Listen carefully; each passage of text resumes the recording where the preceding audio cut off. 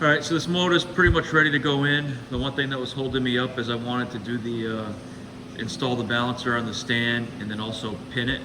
That pin kit comes with the Whipple supercharger, but unfortunately it's still another 6 weeks out. So what I'm gonna do is just install the engine. There's so many other things I can do. I can get the converter swapped out, I can get the motor mount swapped out, get this engine installed, get the headers bolted up, all the front drive accessories, everything but the crank pulley and the blower, and I can do those in the car. So I'm gonna keep moving forward so I don't waste a bunch of time. So when I get the blower, all I gotta do is install that and pin the crank. I'll also have to take the front bumper cover off for the intercooler, but I obviously have a bunch of time for that. I also bought a new coolant temp sensor, AC Delco 192-36568. I'm gonna replace that while I have it out in the open. And I'm also putting a new oil pressure sensor, and that was a GM part 12673134. So I'm gonna install those before I drop this engine in. And like I said, I'm gonna install the converter, which is right here. It's a Circle D converter. If you didn't see it in the parts video I posted, you can go back and take a look. But that's the converter. It's a Pro 258 for a 6L L80E. That's the part number for it. So I'll fill that with fluid before I install it.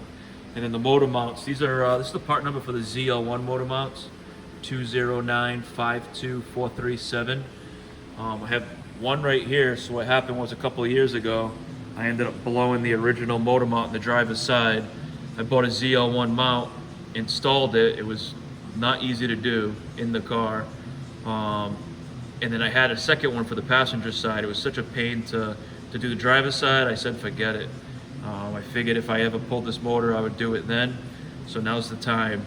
So I'm actually gonna take that one that's got some miles on it now, the driver's side, put it on the passenger side, and I'll put the brand new one on the driver's side. All right, so I got the old converter out, no issue. Didn't even make a mess. Dribbled out a little bit of oil. I also unbolted both motor mounts. Something to think of with these mounts, or something I didn't notice. So when I initially installed this mount on the driver's side last year, when I was tightening it up, I felt like it wasn't fully seated. So I'll show you. The original mount's on the left, the ZL1 mount's on the right. And the only difference is that thread at the base right here. You can see that it's wider. I don't know if that's used to thread into a ZL1 mount, if those are different. I'm just guessing. But if you look, it will not seat all the way. So when you tighten this nut up, you're actually jamming that wider diameter thread up into the aluminum. So I had a heck of a time getting this mount off, and now I know why. So you have two options. You can either modify the aluminum motor mount, or you can modify the actual mount itself. So this part can come off, get thrown away and replaced. So I'm going to modify the mount itself. I'm just gonna kiss this with the die grinder all the way around so that it'll sit in there without having to put an impact gun on this nut and send it. So that's that for the mounts. The converter, I'm putting Circle D recommendations, adding a half a quart of oil. So I'm doing that now. After that, I'm going to stab it in the transmission. All right, so I got the new converter in. Just something to mention. It's not like an old school turbo 350 400 where you can keep turning it, pushing hard, and you'll feel it go in a little, then you keep spinning it, and then you engage the pump and it fully seats itself. You can break the pump on these doing that.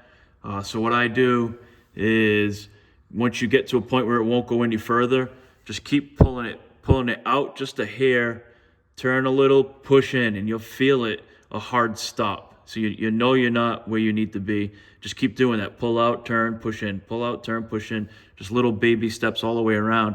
And then you'll feel a difference. Now you know you're close. So now you can start moving it back and forth with slight pressure. It'll go in once and then do that same thing, go around nice and easy, in and out, and then it'll fully seat itself without turning it too much more. Put a straight edge across the bell housing and make sure you have clearance in between. I didn't take the measurement when I took the old one out. I wish I did, but it's probably a 1/2 inch right now. So it's fully seated. Plus you can put your hand all the way around the back side and feel the converter. You can't even get your finger behind the converter in the bell housing. So we're good there. I have both mounts installed. Like I said, I basically took that bottom thread out, so it's now a straight thread. So this sits nice and flush in that rabbet on the pedestal on the motor mount. So both those are in. So I'm ready to install the motor. One thing I am gonna do before I start dropping this engine in is clean out the dowel pin areas. Hit those with a wire brush really good, and then I'll just clean up this bell housing so it sits flush. This bolt hole's not used, but it is, I can see some debris in there. Just don't want anything to get in the way so this doesn't sit square. And the dowel pins, I'll lube them up. Probably put some anti-seize in there, so next time this transmission comes out, it's not seized between the pin and the bell housing.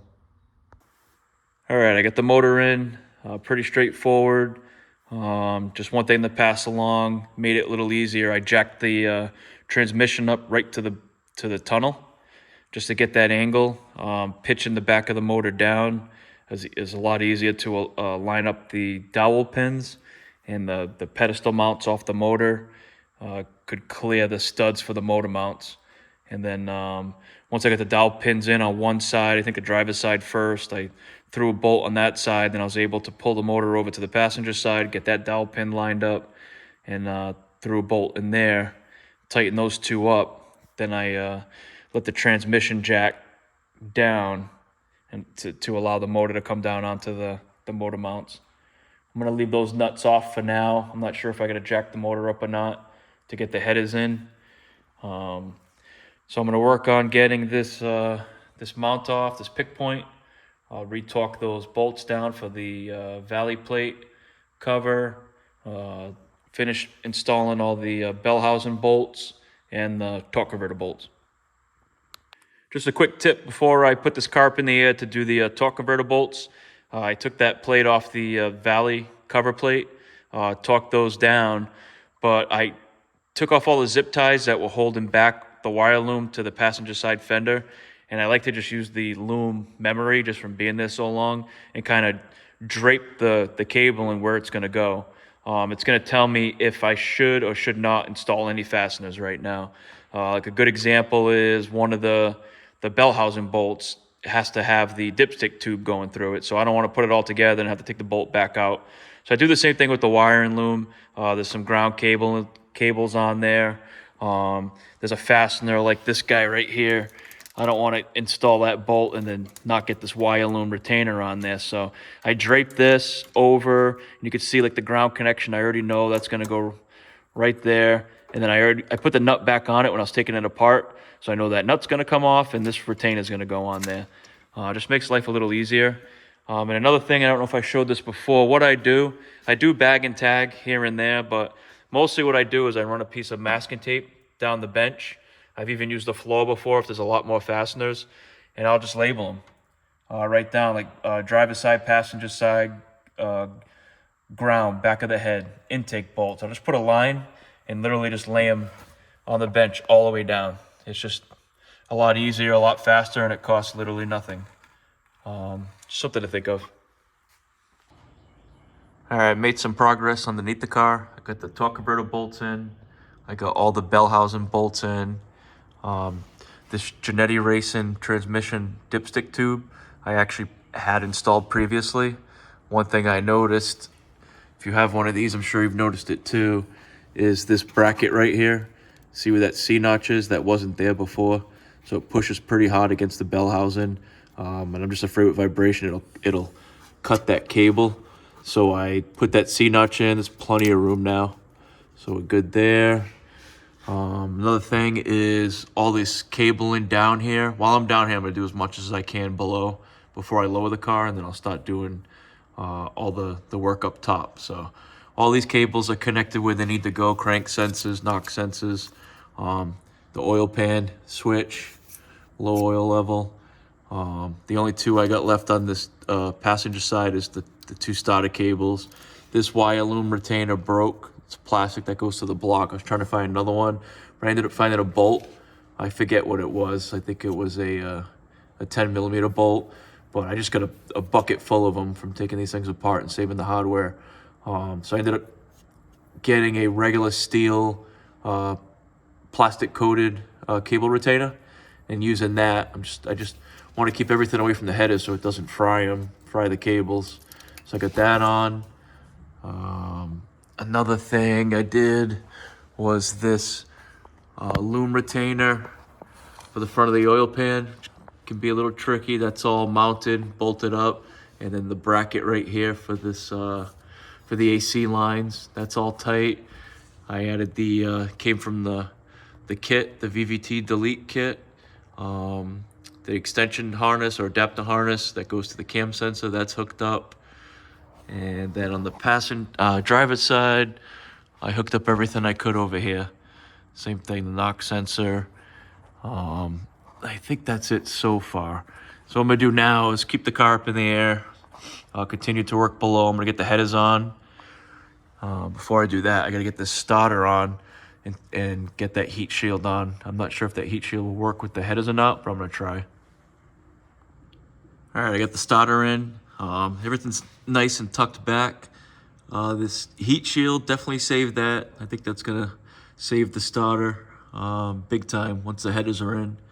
And also that plastic spacer, you don't want to toss that either for the torque converter, so you don't get any rocks and stuff in the bell housing. But that looks pretty good. I'm gonna let me see if I can get a best shot from here. That's that heat shield that's bolted to the starter. I'm gonna try getting the header on now.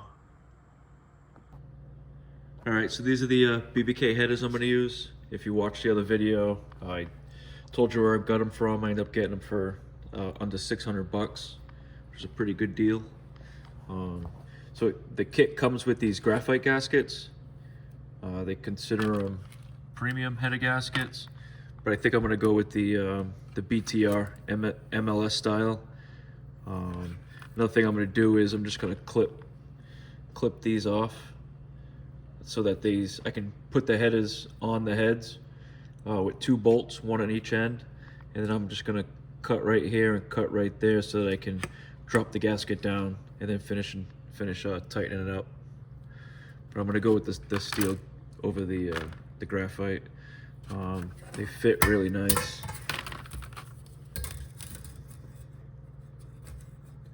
So with the bolts lined up, the ports match perfectly. So I'm gonna go with these. All right, so I got this header held up with just 2 bolts, 1 on each end. You can see that, 1 there, 1 in the back. And then, like I said, I just notched it, clipped that out, clipped this end out. So now I can just take the gasket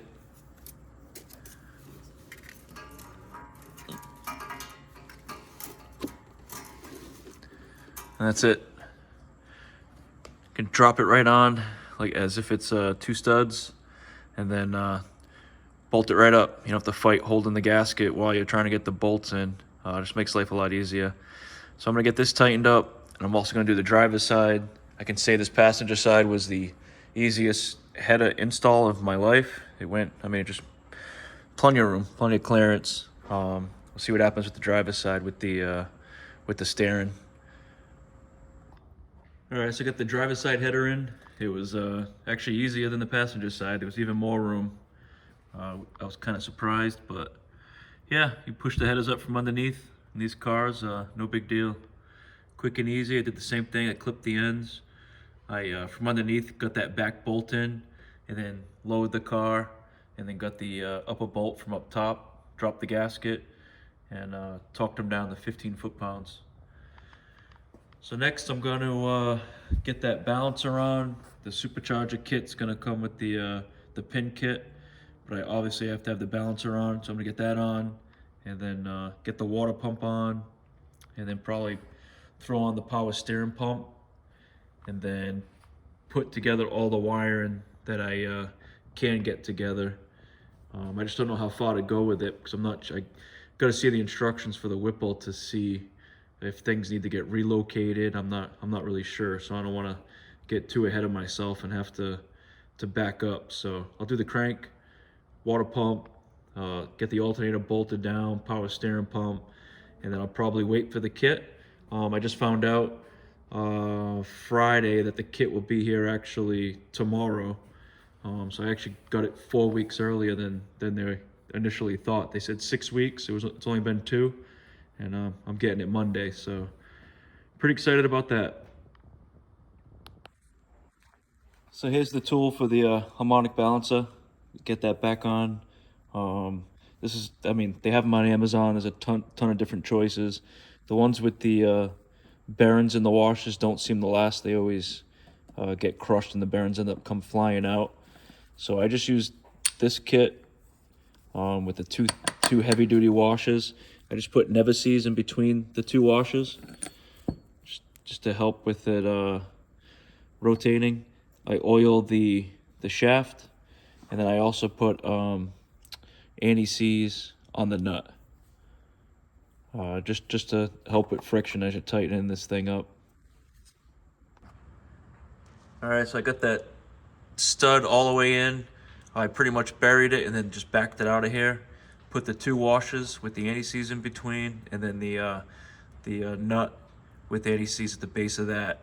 And then I'm gonna take the impact gun and drive this all the way in. I'm gonna take this out and then put the old crank pulley bolt in, tighten it up, torque it, pull it back out, and then use the new bolt. And then I'll torque that to the final specs. All right, so I got the balancer on with the install tool. It slid right on, no issues. So next I'm going to take the old bolt, the original bolt. I'm going to tighten that up to 240 foot-pounds, and then remove that bolt, put the new bolt in, torque it to 37 foot-pounds with an additional 140 degrees, and call it done. All right, so I used the old bolt, torqued it down to 240. I'm actually going to leave the new bolt out for now because I think that bolt has to be out to be able to put the jig in for the pin kit for the Whipple supercharger. So I'm just going to hold off with that right now. The next thing I'm going to do is install the water pump and then get this alternator tightened up in the power steering. All right, I got the water pump bolted up. I got the alternator in place, that's bolted up. Something to think of before I put the power steering back on. You definitely want to get this ground wire down here on. That's a lot harder to get to once the power steering's there. And it's a good time to clean your connections. So clean the block, clean the actual terminal, the ring terminal, and the head of the bolt. So I'll clean all 3 surfaces with Scotch-Brite, get them nice and clean, and then I'll hit them with this antioxidant compound just to stop the corrosion from happening again. You definitely want to do this now. You want to do it to all your grounds so you don't have any issues down the road. Now's the time to do it. All right, so this is about as far as I'm going to go before I put the blower on. I got the front accessory drives all together. The wiring's just draped, kind of tucked to each side. I'm going to start digging through the manual for the supercharger. I actually ended up getting it early, but I'm going to end this video so I can upload it, and then I'm going to make a separate part just for the supercharger install. I got to get the front bumper cover off, and I'll take it from there. But so that's the end of this one. If you have any questions, just put them down below in the comments, and subscribe if you like what you're seeing, if it's helpful, and see you in the next one.